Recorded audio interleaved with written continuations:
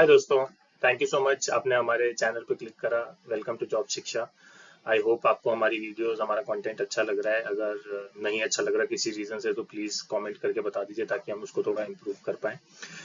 ये इस वीडियो को जब आप देख रहे हैं तो ये एक पार्ट है एक एक सीरीज का जिसमें 3 वीडियो है, पार्ट 1, पार्ट 2, पार्ट 3। और उनके अंदर हमने पूरा एंड टू एंड जो आपका सफर होगा इंटरव्यू के अंदर, राइट, जब आप घर से निकल के उस इंटरव्यू रूम में पहुंच जाते हैं या आप वीडियो कॉल पे किसी के सामने बैठे हैं और असली इंटरव्यू स्टार्ट हो चुका है, तो उसमें आपको क्या क्या चीजें ध्यान रखनी है, कैसे आपको अपने बारे में बताना है, कैसे उस पर क्वेश्चंस आएंगे, किस किस तरीके के क्वेश्चंस आएंगे और उन पे कितने अलग तरीके के और अच्छे जवाब हो सकते हैं, उन सब चीजों को हम कवर कर रहे हैं इन 3 वीडियोस के अंदर। इन्हीं 3 वीडियो का कंपाइलेशन एक कोर्स भी है जो हमने बना रखा है और वो एक ऑलमोस्ट 35 मिनट्स की वीडियो है, इसीलिए हमने इसको ब्रेक करके 3 पार्ट्स में डाला ताकि आपके लिए कंज्यूम करना इजी हो जाए। लेकिन अगर आपके पास थोड़ा सा भी टाइम है तो मैं ये रेकमेंड करूंगा कि आप वो पूरी वीडियो एक ही बार में देखें ताकि एक आराम से आप पूरी चीजों को समझ पाते हैं। ठीक है, तो ये उसी का पार्ट है और अब इसके अंदर हम कवर करेंगे। तो ये जो पार्ट 1 है इसमें हम ये कवर करने की कोशिश कर रहे हैं कि कैसे जब आप इंटरव्यू में बैठे होते हैं या जब आप पहुंचते हैं तो आपको किन चीज़ों का ध्यान रखना है। और उसमें जब आपके पास सवाल आएंगे, राइट, तो सबसे पहला जो सवाल आता है कि tell me something about yourself, क्या बताना है, कितना इंपॉर्टेंट है, कितनी चीजें बतानी है, कितनी नहीं बतानी। उसके बाद जब आप वो चीजें बताएंगे तो किस तरीके के क्वेश्चंस आपके ऊपर वापस आएंगे, राइट, कि ये बताओ, वो बताओ, ऐसा करो, वैसा करो, फलाना ढिमकाना। ये सब कुछ आप ही के बताने के तरीके पे डिपेंड करता है, इसलिए बहुत इंपॉर्टेंट है कि उस वीडियो को देखें और उससे समझने की कोशिश करें इसी वीडियो में आगे कि हमें क्या चीज कैसे ध्यान में रखनी है।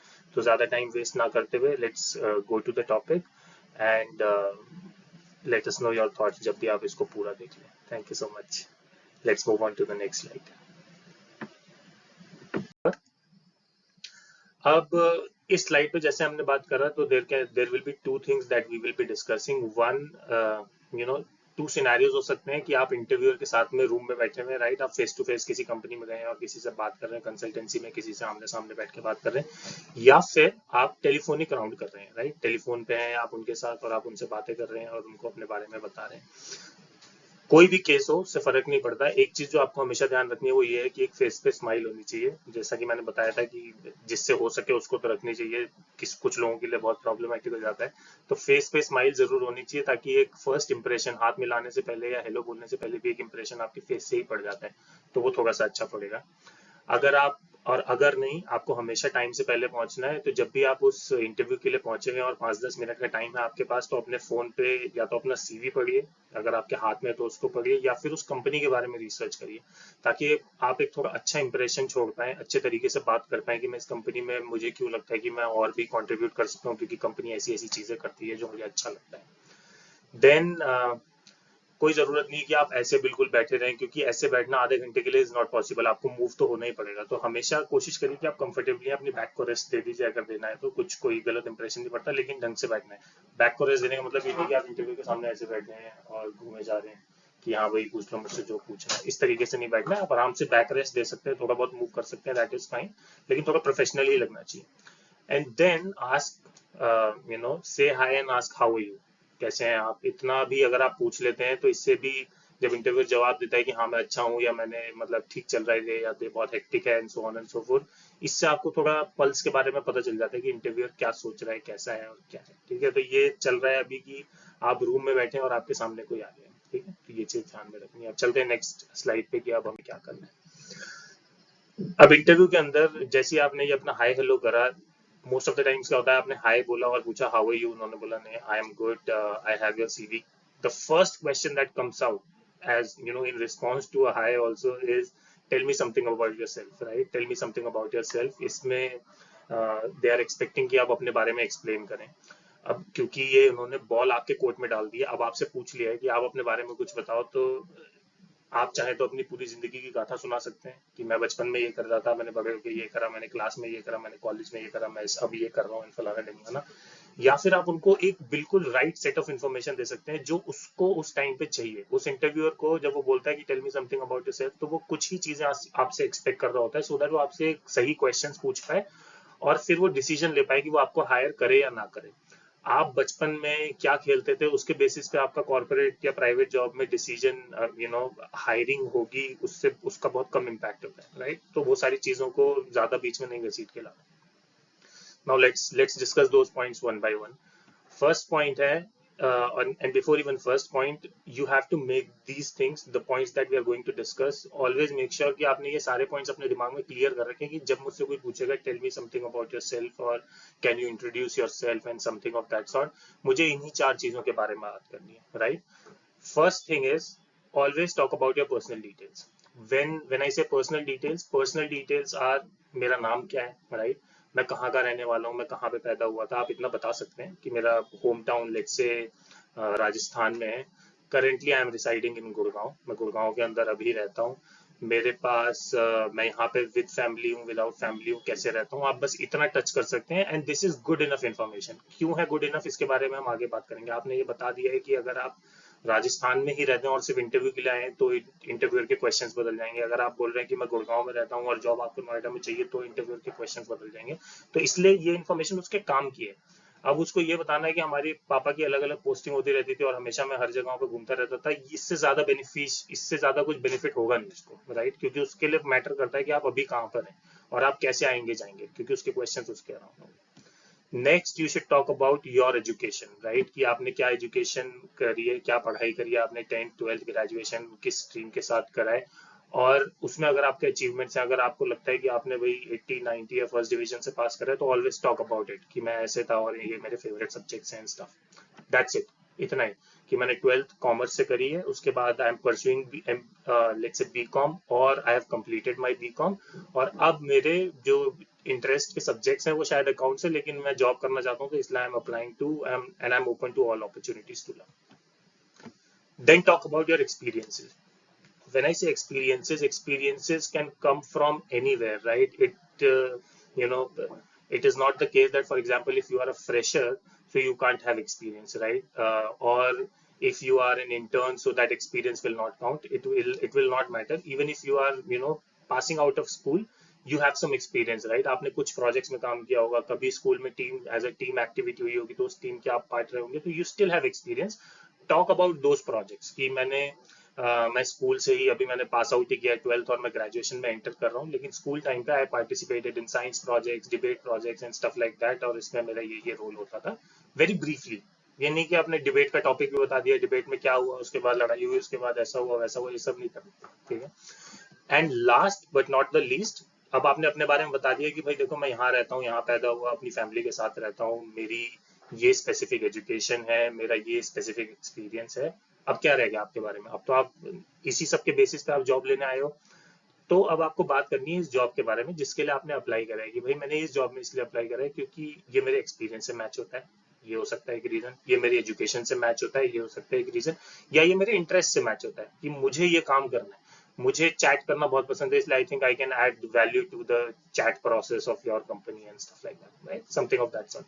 तो ये चार चीजें हैं जो आपको tell me something about yourself में कवर करनी है. इससे ज्यादा आप इसको अगर ड्रैग करोगे, घसीटोगे, तो होगा ये कि इंटरव्यूअर अपना इंटरेस्ट लूज करेगा और फिर वो इरिटेट होकर क्वेश्चन पूछेगा. अच्छा, leave that, tell me this, leave don't tell me about that project, okay, let's move on to this and stuff like that, and then tone थोड़ी सी इंटरव्यू की खराब हो जाती है. इसलिए ऑलवेज मेक श्योर कि आप इसको क्रिस्प रखें, क्योंकि इंटरव्यू में आप अपनी कहानी तो सुनाने जाते ही हैं, लेकिन वो अच्छा तब लगता है जब इंटरव्यूअर पूछ रहा हो और आप तब बता रहे हो. ऐसा नहीं कि उसने आपसे एक छोटा सा सवाल पूछा और उसको आपने सजा ही दे दी अपनी पूरी गाथा सुना के, ये नहीं करना है, ठीक है? तो हम नेक्स्ट स्लाइड पे देखते हैं कि अब इन स्पेसिफिक क्वेश्चंस को, जो एक एक क्वेश्चन है इसके अराउंड, जैसे आपने ये डिटेल शेयर करी, आपने अपनी पर्सनल डिटेल शेयर करी, एजुकेशन और ये सब शेयर करा, इन पे काउंटर क्वेश्चंस किस तरीके के आ सकते हैं, राइट? और यही क्वेश्चंस मेक सेंस करते हैं इस इंटरव्यू के सेटअप में, क्योंकि यही इंटरव्यूअर को हेल्प करेगा. Moving on to next slide. Next question doesn't have a sequence. तो अब जो क्वेश्चंस आएंगे उनकी कोई सीक्वेंस नहीं होती, ठीक है? हो सकता है इंटरव्यूअर का ध्यान आपकी एजुकेशन पे चला गया हो ज्यादा, या उसका आपका ध्यान पर्सनल डिटेल्स पे अटका हुआ है, या हो सकता है उसको ये लगा कि यार इसको जॉब के बारे में बहुत अच्छे से पता है, इससे ये पूछ लेता हूँ, राइट? इस तरीके की चीजें हो सकती है. तो कोई सीक्वेंस नहीं होता, लेकिन हम एक सिनेरियो एक्सपेक्ट करते हैं या अज्यूम करते हैं कि भाई इस तरीके से चलेगा, क्योंकि आपने अपनी पर्सनल डिटेल बताई, एजुकेशन, एक्सपीरियंस एंड जॉब के बारे में बताया, तो हो सकता है क्वेश्चन भी इसी तरीके से आएंगे, और अगर आगे पीछे भी आते हैं तो भी मोर और लेस क्वेश्चन यही होते हैं. Let's assume below scenario, will you be able to relocate or travel long distance, right? ये क्वेश्चन हो सकता है. आपने उसको अपने बारे में बताया, लेट्स से आपने बोला कि मैं राजस्थान में अभी रहता हूँ, मैं इंटरव्यू के लिए आया हूँ, तो क्वेश्चन क्या आएगा कि भाई तुम आए हो इंटरव्यू के लिए, अगर ऑफिस से काम करना है तो क्या रिलोकेट करोगे या नहीं करोगे, तो एक वैलिड क्वेश्चन है। अब आपने बोला कि मैं गुड़गांव में रहता हूँ लेकिन मुझे नोएडा वाली जॉब चलेगी, तो वो आपसे यही पूछेंगे, क्योंकि प्रैक्टिकल सिनेरियो में ये थोड़ा प्रॉब्लमेटिक हो जाता है कि गुड़गांव से नोएडा रोज कैसे आएगा जाएगा ये बंदा, 2 घंटे ट्रैवल में आने के, 2 घंटे जाने के, और 4 घंटे के बाद 9 घंटे की जॉब, तो ये 13 घंटे काम करेगा कैसे, अच्छे से नहीं कर पाएगा। तो इसलिए वो पूछेगा कि ट्रैवल कर लोगे, तो इन क्वेश्चंस को कैसे आंसर करना है। नेक्स्ट क्वेश्चन कुड बी कि आपकी एजुकेशन तो कहती है कि आप इंजीनियर हो और आपने जॉब अप्लाई कर दी है कि आप कॉलिंग करना चाहते हो कॉल सेंटर में, that too for customer experience, तो ऐसा क्यों, राइट।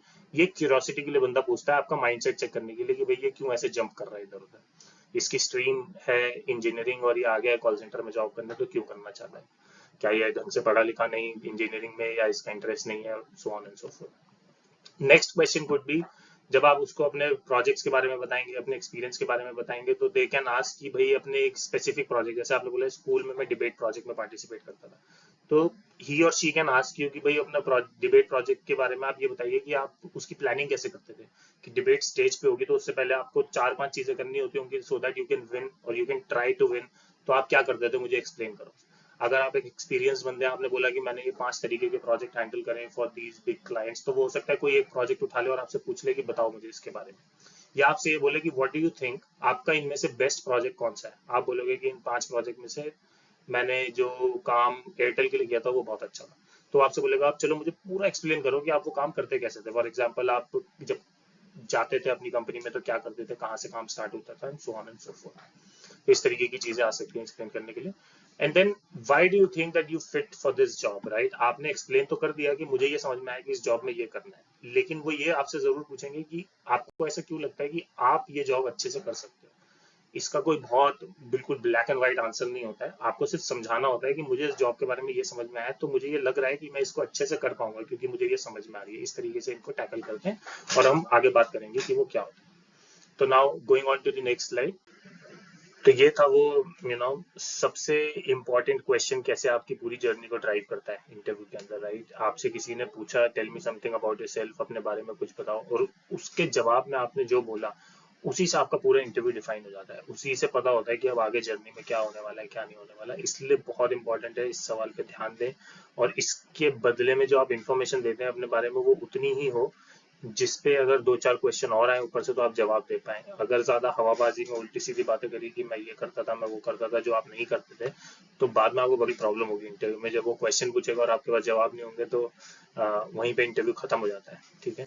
तो ये कुछ चीजें थी जो ध्यान में रखनी चाहिए आपको। अब नेक्स्ट वीडियो जो है हमारी पार्ट 2 जो आएगा इसका, उसके अंदर हम ये जो 4 मेन क्वेश्चन है कि आपके रिलोकेशन से रिलेटेड, आपकी एजुकेशन से रिलेटेड, आपकी एक्सपीरियंस से रिलेटेड और इस जॉब से रिलेटेड, उन सबको डिटेल में कवर करेंगे और उनके बारे में उनके क्या क्या अच्छे आंसर्स हो सकते हैं, क्या आपको दिमाग में रख के बोलना चाहिए तो आप मतलब सक्सेसफुल हो सकते हैं, उन सब चीज़ों के बारे में बात करेंगे। थैंक यू सो मच, आपने ये वीडियो देखी। All the best for your interview.